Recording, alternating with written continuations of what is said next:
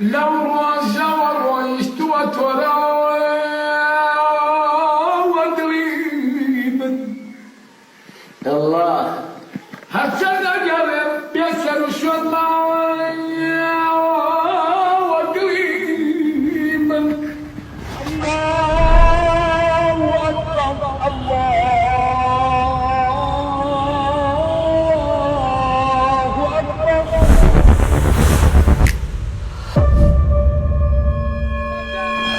لدى الدوري فلك أمر ذليل حمزبون من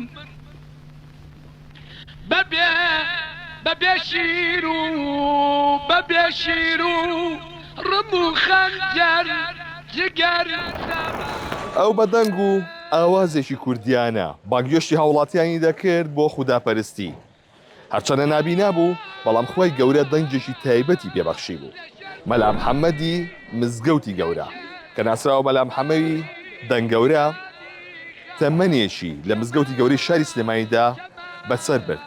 لە پێناو خوداپەرستی و بانکردنی هاوڵاتیان بۆ خوداپەرستی من ئەمڕۆ هاتوومەتە مزگەوتی گەورەی شاری سلێمانی تاوەکو چەند بابەتێک لەسەر ژیانی ئەم مامۆستایە و توانە دەنجەکانی بجێڕینەوە کە هەر ڕەمەزانی لێدێت دەنگی مەلا محەممەدی دەنگەورە یەشێکە بێت لەو دەنگانەی کە ڕۆژانە جۆمان لی دەبێت لە کاتی بانگداندا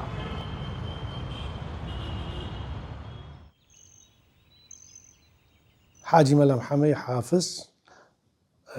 لە 1930 لەدایک بووە کە لەدایک بووە تووشی نەخۆشی چاوە بێت تراخما لە تەمەنی 1 ساڵانە ئیتر هەر بەو هۆیەوە چاوێکی لەدەسەیە و چاوەکەش کەشی زۆر کەم ئەبینێ بۆیە لە تەمەنێکی زۆر گەنجی مناڵیەوە بردویانەتە مزگەوتی گەورە لای مەلاکانی ئەو سەردەما کەڵە پیاوانی ئەو کاتە قورعانی لەبەر کردووە تقریبی بە ماوەی 12 ساڵێ هەموو قورعانی لەبەر کردووە باوکی لە پیشەی وەستاییەوە کە پیانەوە حاجی مەلا محەممەد وەستاقار بوو بە حاجی مەلا محەممەد حاجی قایری گەچفرۆش چونکە پیشەکەی گۆڕی حاجی قایری گەچفرۆش ئێستا بەوە بەناوبانگە پێڵەن حاجی مەلا محەممەد حاجی قایری گەچفرۆش باوکم لە 1952 تا 2002 تقریبی 50 ساڵێک زیاتر لەسەر مینبەر بووە لە مزگەوتی گەورە وەکو مۆزەفێک ئەو شیعرانەی وتووە و خەڵکی سلەیمانی زۆربەی زۆریان حەزیان لە دەنگی بوو دەنگێکی گەورەی هەبووە لەبەرەوە پێشیان ئەوت حاجی مەلا محەممەد دەنگەورەش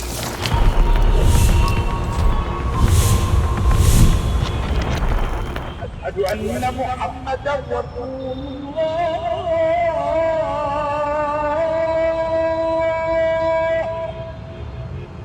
یەکێک لەو کەسانی کە زۆر خزمەتی کردووە لە مزگەوتی گەورەیەوە بۆ بە ڕەمزێکی دیار لە شاری سلێمانیە نەک تەنیا لە مزگەوتی گەورەیە و نەک بۆ نوێژ خوێنان تەئسیری هەبوو بێ بەڵکو لەسەر غەیری نوێژ خوێنانیش و لەسەر چینەکانی هونەرمەندان و خەڵکی تریش کە زۆر تەئسیری هەبووە حاجی مامۆستا مەلا محەممەد گەج بوو بە ڕەحمەت بێکە سەوتێکی ناوازەی هەبوو بەڕاستی یعنی سەوتێکی هەبوو دەگمەنن ئەو شێوازە سەوتانە زۆر دەگمەن هەڵەکەون لەناو نەخۆشانە و مامۆستا مەلا محەممەد بە دەردەوەی کە سەوتەکەی زۆر ناوازە بوو شارەزایەکی تەواوی قورئانی پیرۆز بوو زۆری سیفادەمان لێ کرد ئێمە لە خزمەتیە و شارەزایەکی تەواوی مەقاماتەکان بوو کە خۆی یەکێک بوو لە تەلەبەکانی عەلی مەردان ئەم قورئان خوێن بوو بەڵام لای مامۆستا عەلی مەردان مەقامی خوێندبوو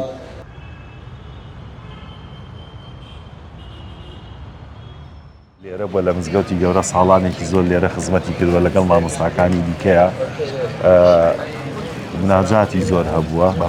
و لەگەڵ ئەوەشا کۆمەڵایەتی بووە لەناو خەڵکا بۆ بەڕاستی ئیتر خەڵکەکە خۆشیان ویستووە و دەنگیشی زۆر خۆش بووە ئەو کاتە خەڵکی با بڵێن کولتورێکی سلەیمانی تیا بۆ دەنگی سەرنجی خەڵکی ڕاکێشاوە بەلای دەنگەکەی خۆیوانێ لەگەڵ خەڵکیشا هەم لە نێو مزگەوتە هەم لە دەرەوەی مزگەوتە دیسان هەنێ شعر و بابەتی خۆشی هەبووە لەناو خەڵکەکەیە بۆ شاری سلێمانی لەو ڕۆژەوە ڕۆیشتووە تۆراوە دڵی هەرچەندە گەڕێم بێسەر و شوێن ماوە دڵی من ئاخۆ بە چ شاخێکەوە گیرساوە دڵی من یاخۆ بس داخل كما السلطان ودريم أوهام دموع أخوار نديمي من ديارة أو محرمي أسرار قديمي من ديارة لەوانەیە ئەم شیعرە لە خودی بێخودی شاعر باوکم وەریگرت بێ و بۆشی وتە بێ بەم شێوەی کە ئێستا من بۆم وتن چونکە بێخود لە 1955 عمری خوای کردو لەو کاتە باوکم 25 ساڵێک بووە کەواتە احتیمالێ لە 15 و 14 و 15 ساڵیا باوکم ئەم شیعرەی لەبەر کردی بێت و بۆ خودی بێخودی ژووتی بێتی بەم شێوەیە چونکە باوک وەکۆ گێڕنەوە لە زمانی عەبدولواحیدی برای باوکم مامەوە وتێتی کە زۆر حەزی بە دەنگی حاجی مەلای باوکم بووە خودی بێخود. حاجی مەلا محەمەد ئەگەر بۆ نمونە باسیکەین من لە حوشەکەی بووم لە حوشەکەی مزگەوتی گەورەوە لەناو مەرقەی حاجی کاک ئەحمەدی شێخەوە شعرە مەشهوورەی شێخ ڕەزای تاڵەبانی کە ئەخوێنێتەوە ئێستا بە تەسجیل کراوی خۆشبەختانە ماوە ئەوە گوێم لێ بووە بەبێ جیاز و مکەبەرە ئەو شتانە من لە حوشەکەی گوێم لێ بوو بە ئاسانی کە لە ناو مەرقەدا ئەیخوێنێت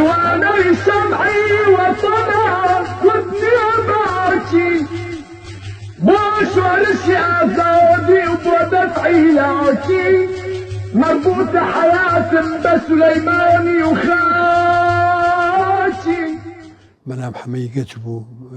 مەلا حەسەن بوو مەلا ئەوڕەحمان بوو ئەمانە بوون لە دەنگە باشەکان بوون کەوا قورئانیان ڕەوان بوو جاکە قورئانیشان ڕەوان بوو لەگەڵە بە دەنگیان خوێن بەڵام ئەو دەنگی کە خوێن هەرچەند من بە بناڵی ئەو وەختە کە گوێم لێگرتن زۆر خۆش بوو لەلام یعنی ڕای کێشام بەڵام لە دوایە کە چوومە ناو دنیای مۆسیقەوانەوە چکە بە مەقامانە جزێکن بەشێکن لەو شتانێکەوە ئەیڕێن ئەوان بۆ مەقامانە ئەیڕێن ئەمان لە دەنگە دیارەکان بوونکەوە ئەو سەردەمانە قورئانیانە خوێند و ستایشی ئاینیان نەکرد و هەتا بۆ مەولۆکان کە ئەچوون یا مەولودیان لە ماڵەکانی خوێندەوە یا تەسبیحاتیان لا ئیلاهە ئیلا الله ئەوانەیان نەکرد لەسەر قەبران و ئەو شتانە ئەمانە نمونەیەکی جوان بوون و نمونەیەکی پاک بوون لە بەرچاوی خەڵکەکە. على الصلاة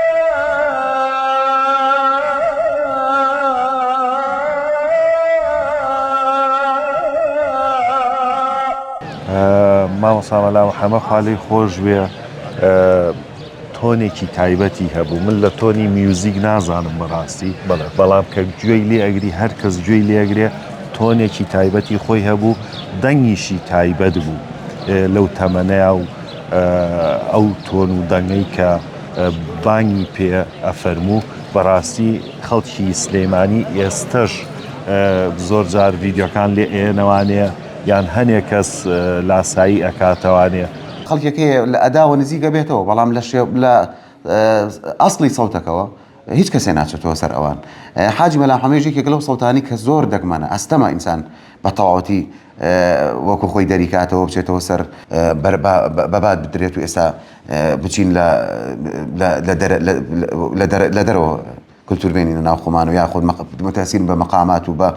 شێوازی ئەدای ئەوان کە ناگات ئاستی لەنا کەسکاریە خاکم بەسەر ڕۆیی بەبا عومرم خدایە تۆ بمژێنی تا لە بەرقاپی کەسێ ئەمرم ئەجەل دەورەمەدا حازر بە وعدەی دەور و تەسلیمە منی غەفڵەت زەدە هێشتا خەریکی مەسئەلەی دەورم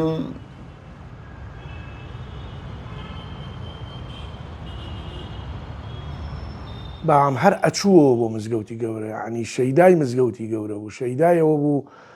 بڕواتەوە بۆ لای کاکە ئەحمەدی شێخ و ئەو شعری کاکەحمەی شێخیشی کە شێخ ڕەزا وتوێتی مەربوتە حەیاتم بە سولەیمانی و خاکی ئەوەشی وتووە زۆر جوان ئەویش بە پێنج خشتەکی کە پێنج خشتەکی مەلا حەمیدی مەلا حەمدون بووە ئەوەشی وتووە هەر ئەوە دەلالەت لەوە ئەیە کە باوکم ڕوحیەن حەزی لە مزگەوتی گەورە لە سلەیمانی لە تەکەی کاکەحمەی شێخ بووە. ئەو حافظ قورئانانەی کە لە مەدرسەکەی شێخ مارفی نۆدێیە بۆ فێرکردن و لە بەرکردنی قورئانی پیرۆز کە مەقاماتی تیا خوێنرا قورئانی تیا فێرەبوون چون لە مزگەوتەکانی تر بانگیان تایە نابیناکان کە لێرە فێری قورئانە بوون زۆربەی مزگەوتەکان نابینا بانگیەیە و ئەوەی کە بانگی شیعیان کە نابینانە بووە لێرە فێر ببوو لە مزگەوتی گەورە لەبەرەوە بە ئاوازە کوردیەکان بانگیانەیە وەکو مزگەوتی گەورە کە خۆم گوێم لێ بووە حاجی مەلا حەموونی وەڕان بە سێگا بانگیەیە عسران ما حاجی مەلا حەسەن بە حیجاز بانگیەیە عیشایان بە هەمان شێوە بە فەرعی حیجاز وەکو هومایۆن و بە بەیات و بە هەموو ئاوازەکە هەموو مەقامەکان چونکە توانای تەواویان کوردیەکانیان بەکارهێناوە مەقامی کوردیان بەکار ناهێنا مەقامی کوردیشان بەکارهێناوە و مەقامەکانی حتا دەشتی گەرمیان و ئەوانە خورشیدی تەجروبەی ئەو شتانە نەبوو کەوا بکرێت دەنگ تەجیلکرێت و ئەوانە بکرێت بۆ ئیزاع و تەلەڤیزیۆن و ئەو شتانە منەوە پێم وتم ئەمێ هەندێک شەکانی دەنگتان بابەتەکانی دەنگتان تۆمارکەم مەلا حەسەن بە تایبەتی زۆری پێخۆش بوو ئەو بوو وەجبەی بردمن بۆ تەلەڤیزیۆنی گەری کوردستان لە بیدایەتی ساڵەکانی نەوەدا لەوێ بوو مەجموعەیەکی زۆر لە ستایشی ئاینی و ئەم شتانەمان بۆ تۆمارکردن بە دەنگی جوان و ڕێکوپێک بە ئیمکانیەتی ئەو سەردەما ئێستش تەقریبەن لە ماون شتەکانی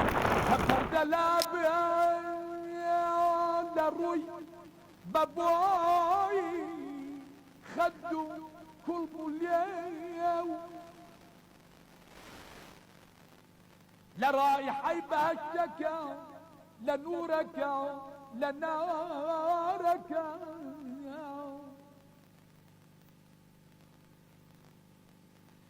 حي لأول لآخر مداري أنبياء لا إله إلا الله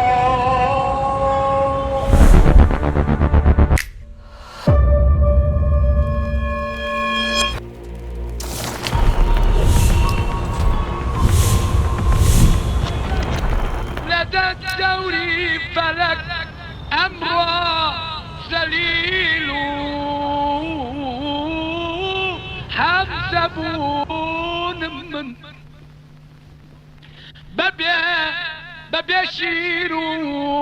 ببيشيرو رمو خنجر جگر